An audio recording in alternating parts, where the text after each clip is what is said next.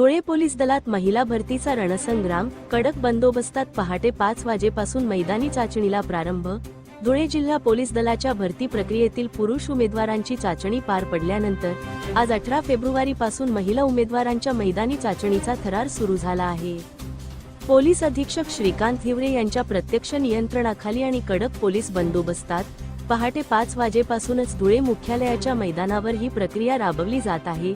केवळ गुणवत्तेच्या आधारावर आणि अत्यंत पारदर्शक पद्धतीने ही भरती व्हावी यासाठी पोलीस प्रशासनाने आधुनिक तंत्रज्ञानाची मदत घेतली असून महिला उमेदवारांनी देखील पहाटेपासूनच मोठी गर्दी केली आहे।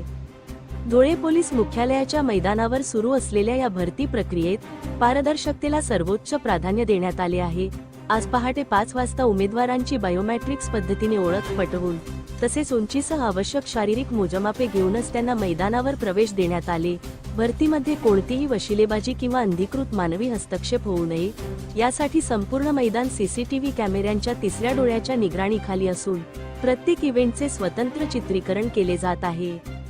धावणे, गोळाफेक, लांब उडी यांसारख्या चाचण्यांसाठी अत्याधुनिक डिजिटल उपकरणांचा वापर केला जात असल्याने उमेदवारांना त्यांच्या कष्टाचे आणि गुणवत्तेचे अचूक फळ मिळत आहे। या भरती प्रक्रियेच्या वेळापत्रकाबाबत माहिती देताना पोलीस अधीक्षक श्रीकांत हिवरे यांनी स्पष्ट केले की महिलांची ही मैदानी चाचणी 18, 21 आणि 23 फेब्रुवारी अशा 3 टप्प्यात पूर्ण होईल। आज पहिल्या दिवशी 900 महिला उमेदवारांना पाचारण करण्यात आले होते, ज्यापैकी 535 हून अधिक उमेदवारांनी उपस्थिती दर्शवली आहे। यापुढील टप्प्यात 21 तारखेला 900 तर 23 तारखेला उर्वरित 923 उमेदवारांची चाचणी होणार आहे।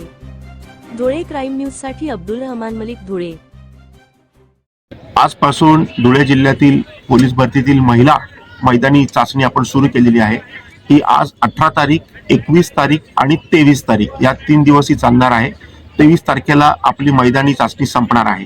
आपण आज 900 महिला उमेदवारांना बोलवलेलं आहे। त्याच प्रमाणात 21 तारखेला पण 900 महिलांना बोलवलेलं आहे आणि 23 तारखेला 923 महिला अशा आपण बोलवलेल्या आहेत। आज आपण ज्या 900 महिला बोलवल्या त्याच्यापैकी जवळजवळ 535 महिला यांनी रिपोर्टिंग केलेल्या आहे। साधारणतः 82% महिलांनी रिपोर्टिंग केलेलं आहे आणि मैदानी चाचणी सुरळीत चालू आहे।